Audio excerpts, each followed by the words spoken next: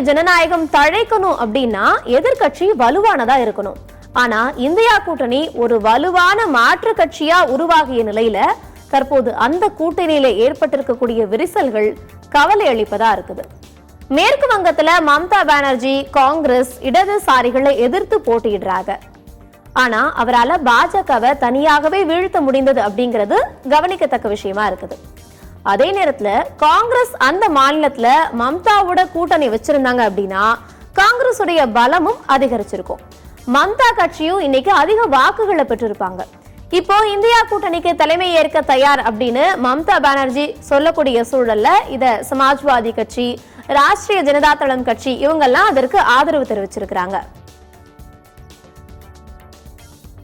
இந்த நிலையில மகாராஷ்டிரா மாநில உள்ளாட்சி தேர்தலில் மும்பை மாநகராட்சியில மட்டும் தனித்து போட்டியிட உத்தவ் தாக்கரே சிவசேனா முயற்சித்து வருவதா அந்த கட்சியோட மூத்த தலைவர் சஞ்சய் ராவத் தெரிவிச்சிருக்கிறாரு. அதே நேரத்துல புனே, நாசிக் உள்ளிட்ட மாநகராட்சிகள்ல காங்கிரஸ் தேசியவாத காங்கிரஸோட கூட்டணி அமைத்து போட்டியிடவும் உத்தவ் தாக்கரேவோட சிவசேனா விரும்புவதாக சஞ்சய் ராவத் தெரிவிச்சிருக்கிறாரு. இந்த கூட்டணி கட்சிகள்ல நம்பகத்தன்மையை கேள்விக்குறியாக்கும் செயலாகவே இது பார்க்கப்படுது.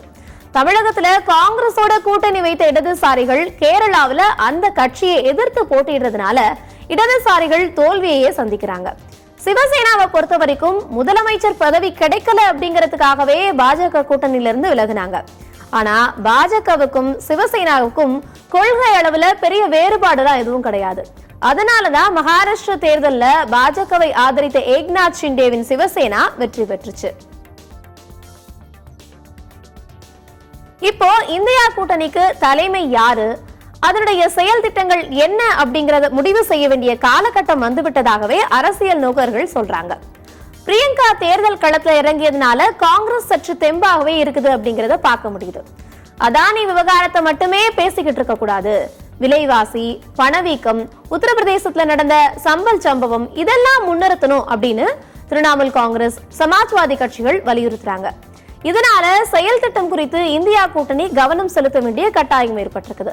மேம்போக்கான அரசியலை விட்டுட்டு ஆழமான திட்டங்கள் மற்றும் செயல்பாடுகளுடன் இந்தியா கூட்டணி கிளம்புறதுனால்தான் ஒரு உறுதியான அரசியலை முன்னெடுக்க முடியும்னு பாஜகவிற்கு கடிவாளம் விட முடியும்னு சொல்லப்படுது.